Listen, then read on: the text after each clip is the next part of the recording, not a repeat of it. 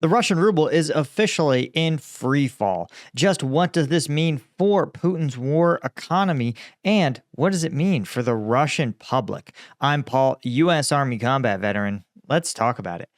Okay, so the overall story is pretty interesting. We've talked a lot about how the ruble, well, the ruble has had a tough couple of months, right? And what's really interesting is that let's look at the 5-year chart here. So what's significant about this? Well, you can see right here in 2022 is the initial Russian invasion. And there was a thought that the sanctions regime and the mass brain drain from Russia would cause a huge currency crisis. And it did, right? Plummeting the ruble to just less than 1 cent in terms of value, right? So literally there are shit coins that have more value right now than the Russian ruble. But the Russian central bank and its economy and its economists are actually pretty excellent. They were able to stabilize the ruble by preventing capital flight, deploying a lot of foreign reserves to defend their currency value, stabilizing the ruble at about a cent and a half, right? But these sound like small numbers, but remember, as a percentage, look, the value almost doubled from 0.0093 to 0.018. So you're talking about the ruble really stabilizing. But then since then, it remained stable through 2022, but then it's slowly been on the decline since about 2022, right? And you can see that as this ruble's declined, which bear in mind, guys, the value of one USD is also on the decline simultaneously. So this is also during a period, remember, because this is the ruble to the USD. We're using the USD because it's the most stable international currency, but even the US dollar was subject to some inflationary pressures. So the fact that the ruble is losing value relative to the dollar, which is itself losing value, is a sign that it really was losing this race. And you can see that from about August of last year till really the last month, early October, the Russian ruble was actually pretty stable, right? This is because the Russian government partially was able to circumvent sanctions. It's because the longer it goes on, the more the sanctions regime becomes beatable, so to speak, and because the Russian central bank is willing to play hardball. But here's the thing with these sort of playing games, essentially, with an economy, right, is that you can pump money in, push money out, you can mess with interest rates, but all of those are temporary solutions that engage in a level of just financial engineering, right? And it fundamentally can't fix a broken economy, right? Just like if you became the central banker of a country like Zimbabwe or the Congo, right? There is no amount of interest rate manipulation. There's no amount of change to currency reserve rates or capital controls that you could implement that would fix the fundamentally broken aspects of those economies. And that's what Russia and its central bankers are finding out as well, that you can only defend the ruble for so long before eventually reality catches up to you. And the reality is that the Russian economy has become a war economy. It's killed off many of its most productive citizens, right? Males of working age. It has crowded out a lot of imports and exports by pivoting their industries to a military orientation, and it's spent a shitload of money to do so, right? Remember, it's paying massive payouts for death payments, massive payouts for wages for laborers. And so the result is when you have all these massive state-funded payouts, when there's more dollars into a system and fewer imported goods and fewer domestic goods. Remember, because a lot of the manufacturing that should be meeting demand is instead going to make weapons. And the problem with weapons is that they sort of self-destruct. They're economically unproductive, right? So instead of, Russians are earning high wages, they say, man, I'd love to have a car.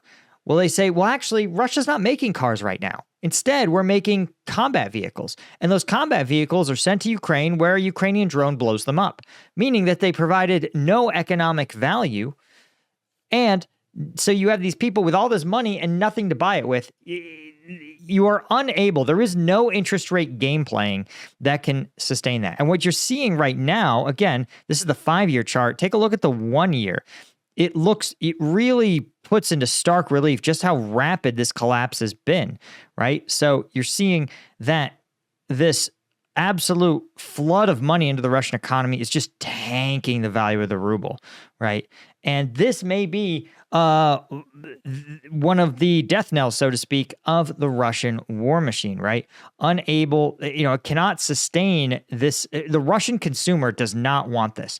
Remember, those Russian pensioners, they're on fixed incomes. A lot of Russians have been saving their money for a long time. Imagine if you saved your money, got $100,000, let's say for a down payment or for a dream car or to retire.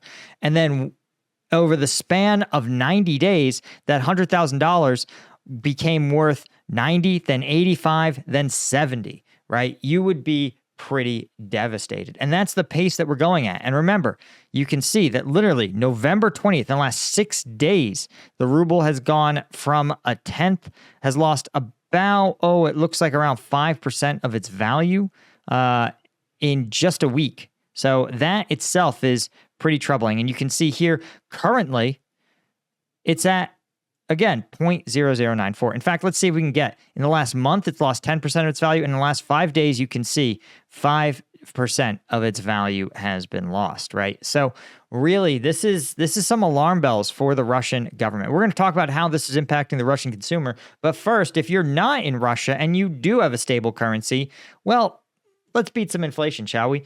Strike Gum is having its Black Friday sale. That's 20% off everything Strike site-wide on strikegum.com. So check the link in the description and get the superior energy drink alternative, right? Strike Gum, we have 90 milligrams caffeine in every piece. That's as much as a Red Bull or an Amp Energy. No sugar, right? And 100 milligrams alpha GPC. So if you're somebody that's tired of spending $5-10 on energy drinks every day, get your Strike Gum. You can put it in your pocket. You can chew it anywhere. You don't need to haul it around, right? It's popular with cops, firefighters. We gave a ton out to Ukrainian soldiers who were amped to have a way to get caffeine in the midst of a battlefield or intense operations when they might not be able to get their hands on an energy drink. So really a huge difference maker for all of those folks. But check it out. Links in the description. Okay. It's interesting. This story actually about the ruble's collapse came to my attention because of a fruit trading platform. That's right. This is the Fruit News, East Fruit, saying that exporters are actually halting exports of fruits and vegetables to Russia because they have no idea what their currency is going to be worth, right? And this is a huge problem, right? Let's say you're a Turkish or Egyptian vegetable seller and you say, listen, I've got a truck full of apples here. And a Russian importer says, great, I'll pay you 1 ruble per apple. Well, that sounds like a good deal. The problem is that, let's say you only had 15% margin as the Turkish fruit seller.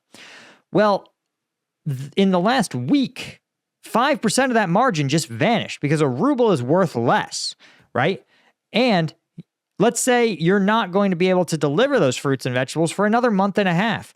Well, that's even more alarming because what if the currency falls another 10%? What does that mean? That means you're going to lose money selling vegetables to the Russians.